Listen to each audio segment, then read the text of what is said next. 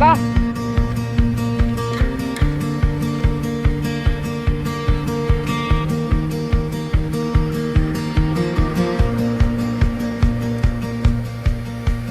Grabbed my backpack and a broken heart.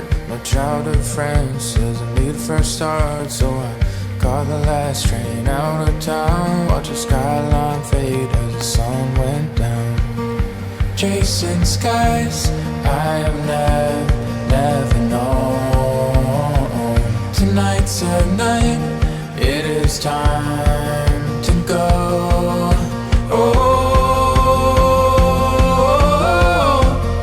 I took the wildflower road, where the wind hums soft and the stories unfold. Every mile, every storm feels like home. Feels like home.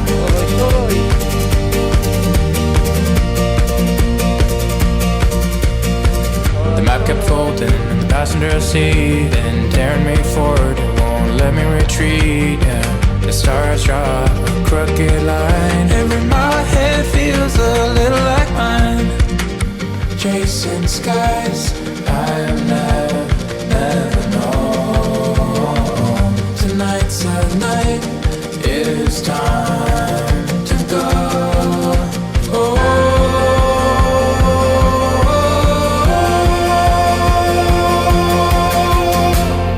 I took the wildflower road, where the wind hums soft and the stories unfold.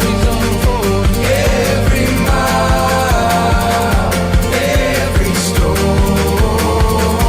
feels like home. Feels like home.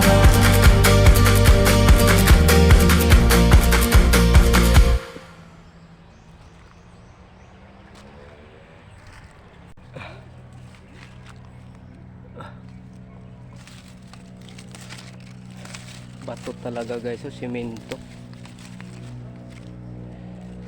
Nasa lumang daanan.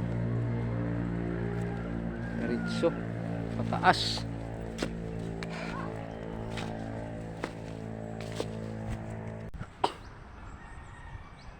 Itong lugar na to guys is na-layout nila sa mga Korean Navy. Mga bato dito guys, nakaship. Yan guys, oh, ito parang mountain siya, oh. Yan, parang mountain yan. Oh. Parang mountain yan, mga mountain sign.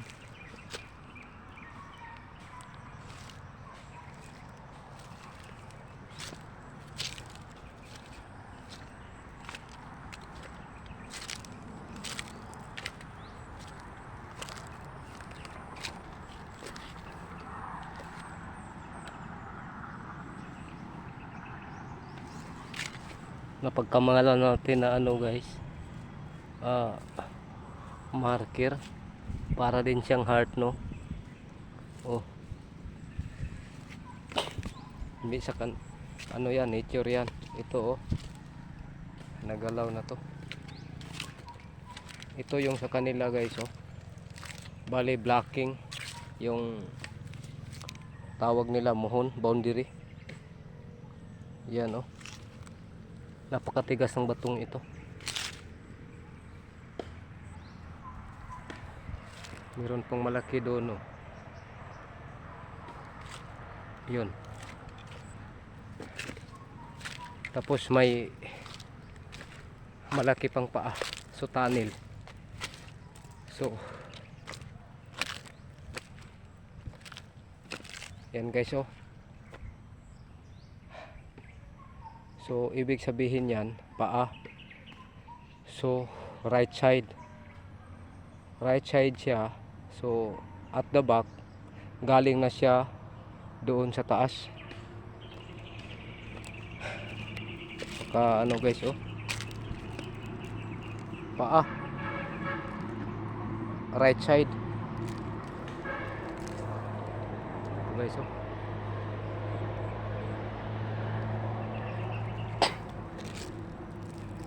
Kakaiba yung ano dito.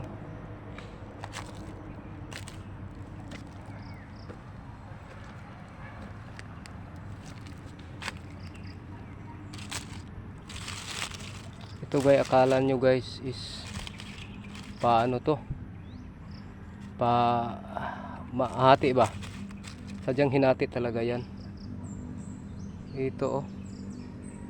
May ano siya, papuntang southwest ito. Mountain. Kasi sa taas nito is mountain. Ito, mapatag doon. Medyo mapatag kunti.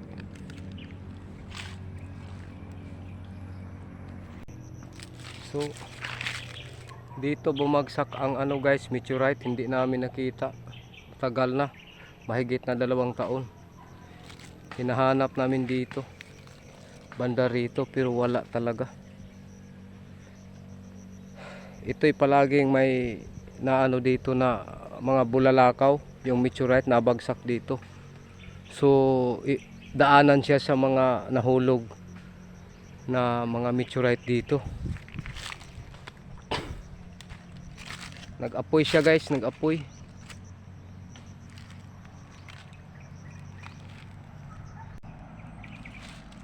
Ito guys oh. Natanggal to. Hindi na ito ang plastada niya. Kasi mabuhat lang ito ng 3 tao. Yan, 3 tao. Pero ito ay isang marker guys.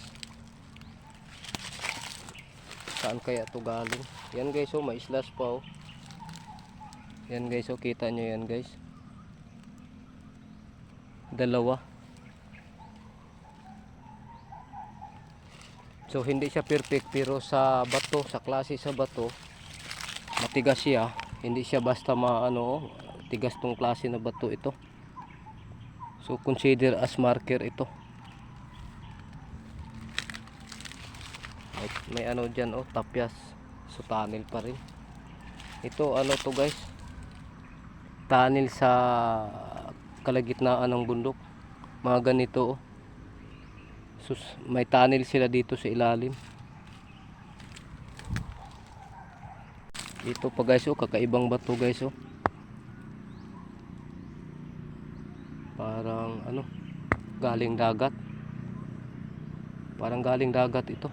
Mga bato nito, sino nagdala nito? Ang dagat nito guys is malayo. Mga 1,000 meters pa. Malayo ang dagat. Paano nagkaroon ng ano dito, bato sa dagat?